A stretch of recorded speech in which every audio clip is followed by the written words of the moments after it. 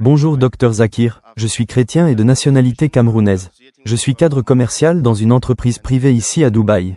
Je me suis trouvé dans une situation où j'ai fréquenté des musulmans qui m'ont beaucoup parlé de l'islam et de leur mode de vie, que j'ai beaucoup apprécié et admiré. Hier, j'ai commencé par poser une question à laquelle on a répondu à juste titre. Mais j'avais d'autres questions en tête et je ne pouvais pas accepter l'islam tant que toutes ces questions n'avaient pas trouvé de réponse. C'est donc un privilège pour moi de poser à nouveau cette question à l'auditoire, après quoi je déclarerai mes intentions et mon point de vue sur l'islam. Ma question est la suivante. Lorsque vous achetez une nouvelle voiture, vous prenez la route et vous vous rendez compte qu'il manque quelque chose à cette voiture. Disons que vous découvrez que le klaxon est défectueux. Je ne sais pas ce que vous en pensez. Est-ce qu'ils n'ont pas mis la corne ou que quelque chose s'est passé pour que la corne s'arrête? Ou qu'est-ce qui s'est passé? Je ne sais pas. En ce qui concerne le monde dans lequel nous vivons, je voudrais savoir si le monde dans son ensemble, qui a été créé par un Dieu tout-puissant, quelqu'un qui est si puissant et l'être le plus intelligent au monde, a créé le monde, nous sommes entrés dans le monde, et il a créé le monde, nous y sommes entrés et nous cherchons aujourd'hui la paix, la paix, la paix, la paix. Où est passée cette paix? Lorsque le monde a été créé par l'être le plus intelligent de la Terre, est-ce qu'il a commis une erreur quelque part? Ou bien nous cherchons quelque chose qu'il n'a pas voulu qu'il y ait dans son monde? Je vous remercie. Le frère a posé une bonne question et il a donné l'exemple suivant. Si vous achetez une voiture, une nouvelle voiture, et que vous constatez qu'il n'y a pas de klaxon, est-ce qu'il manque quelque chose? Y a-t-il donc quelque chose qui manque? Avec cette analogie, il dit qu'aujourd'hui dans ce monde, il n'y a pas de paix. Tout le monde cherche la paix. Alors, Dieu Tout-Puissant a-t-il créé la paix ou a-t-il voulu que les êtres humains n'obtiennent pas la paix? Frère, vous avez posé une très bonne question. Je vais vous donner un exemple à propos d'une voiture. Vous connaissez la nouvelle voiture BMW? Le dernier modèle 2012, le modèle haut de gamme, vous savez la série 7 ou même une Mercedes. Et c'est une histoire vraie. Une fois, alors que je voyageais avec mon ami, il lui a dit d'aller garer ma voiture. Quand il est allé à la voiture, il a dit qu'il ne trouvait pas la clé de contact.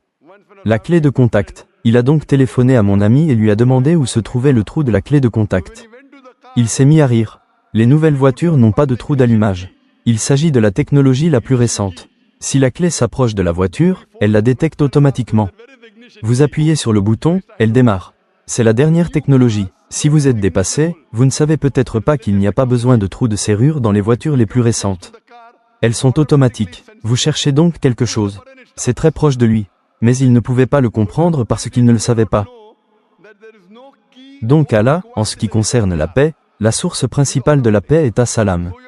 Allah, le Créateur, est la principale source de paix. Si vous ne pouvez pas comprendre le Créateur, vous ne vous approcherez jamais de la vraie paix. Il existe différents types de paix.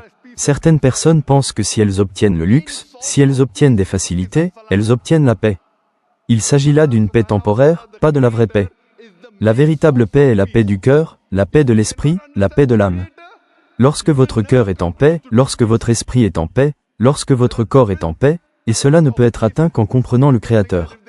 Les personnes qui ne comprennent pas le Créateur courent après des mirages.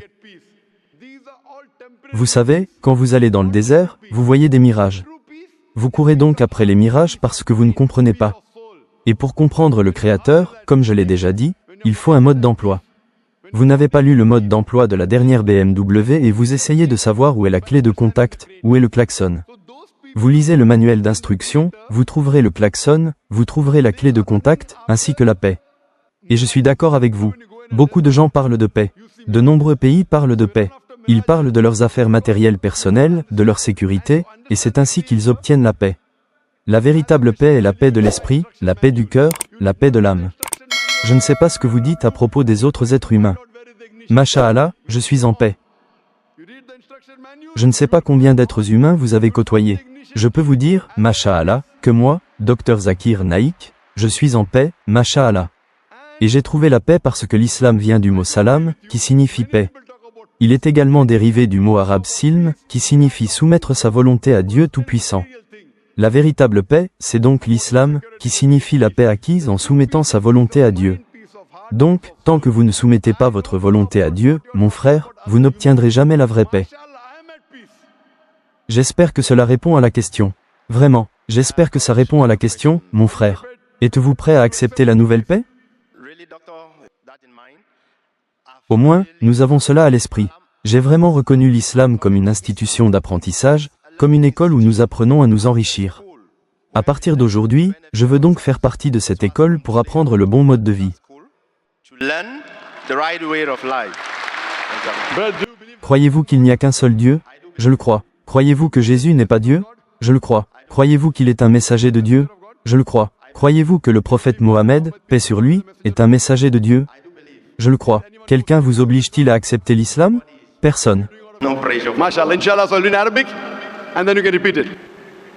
Ashhadu Ashhadu Allah Allah ilaha ilaha illallah illallah wa ashhadu wa ashhadu anna anna Muhammadan Muhammadan abduhu Abdul wa rasuluhu. wa rasuluhu.